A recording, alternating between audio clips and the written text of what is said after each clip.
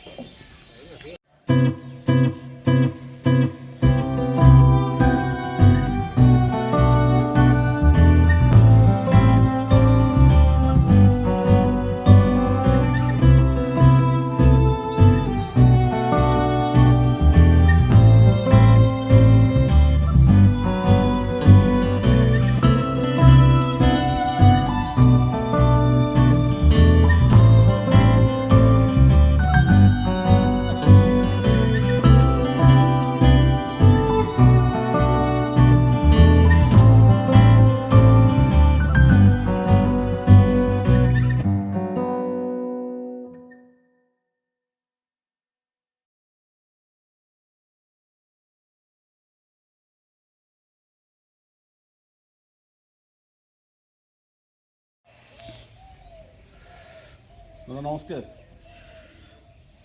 आटा तो मयूरभंज प्रसिद्ध मंदिर माँ किचकेश्वरी आज आम तो आसी बहुत दूर केमती कौन टे माँ मंदिर विषय कहूँ मंदिर अधिष्ठात्री माँ किचकेश्वरी। माँ किचकेश्वरी महात्म्यर नामकरण महात्म्य है यह महाभारत जुगर किचक आराध्य देवी थे बोली किचक ईश्वरी तेणु किचकेश्वरी भाव में माँ पूजिता कहते जो देवी हेले चामुंडा दुर्गा सब उग्र रूप है चामुंडा जहाँकि सप्तती चंडी अनुसार चंडमुंड को बध करने देवी चामुंडा रूप आविर्भूत होते।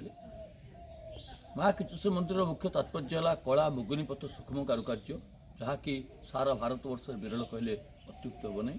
माँ का मंदिर पार्श्व श्री श्री चंद्रशेखर महादेव मंदिर अवस्थित रही अनति दूर से श्री श्री मृत्युंजय महादेव मंदिर अवस्थित रही जहाँकि संपूर्ण कला मुगुनी पत्थर कारुकार्य सूक्ष्म कारुकार्य ओडिशार प्रथम म्यूजियम जहाँकि खिचिंग म्यूजियम मयूरभंज महाराजा द्वारा 1922 मसीह निर्मित होता।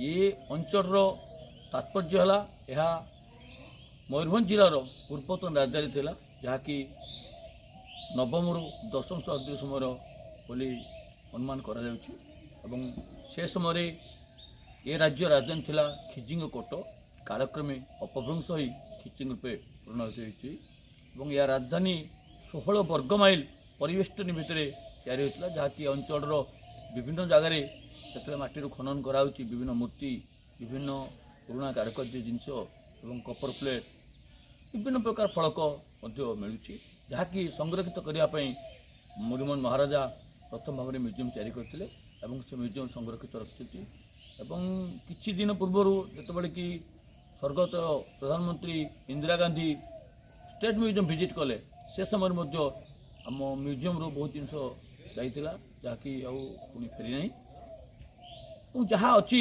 बहुत दुर्मूल्य और बहुत गुरुत्वपूर्ण और गवेषक मान उपादेय जगह। मंदिर प्रतिष्ठाता केवे मयूरभंज प्रथम मयूरभंज अधिष्ठात्री किचकेश्वरी जो प्रथम तैयारी होता नवम रु दशम शताब्दी ऐतिहासिक मतवाद अनुसार किंतु कालक्रमे ताहा किछि भांगी जाइतिला पुणी से मंदिर को 1934 मसीह पुनर्निर्माण कले बर्तमान जहाँ मंदिर देखुं 1934 पुनर्निर्माण होती पुनर्निर्माण समय जो मूर्ति जो अवस्था मिलला से अनुसार सेट कर मंदिर को लक्ष्य कले जापर विभिन्न जगह खोप रही जो कि मूर्ति ना ତ ରାଜାଙ୍କ ନିର୍ଦ୍ଦେଶ ଥିଲା ଏହା ସଂସ୍କାର କରାଯାଇଛି ବା ପୁନର୍ନିର୍ମାଣ କରାଯାଇଛି।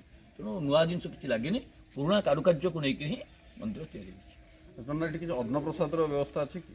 ମାଙ୍କର ସକାଳ ଆରତି ପରେ ମାଙ୍କର ପକୁଡ଼ା ଭୋଗ ଲାଗେ ଏବଂ ମଧ୍ୟାହ୍ନ ସମୟରେ ମାଙ୍କର ଅନ୍ନ ଭୋଗ ଲାଗେ, ଯାହାକି ଖିଚୁଡ଼ି ଡାଲମା, ଏବଂ ସନ୍ଧ୍ୟା ପୁଣି ଆରତି ସମୟରେ ଅନ୍ନ ଭୋଗ ଲାଗେ, ଉଖୁଡ଼ା ଭୋଗ ଲାଗେ, ଏବଂ ରାତି 8ଟା ବେଳେ ମାଙ୍କର ପହଡ଼ ପଡ଼େ ଏବଂ ଫଳ ଭୋଗ ଲାଗି ମାଙ୍କର ପହଡ଼ ପଡ଼େ।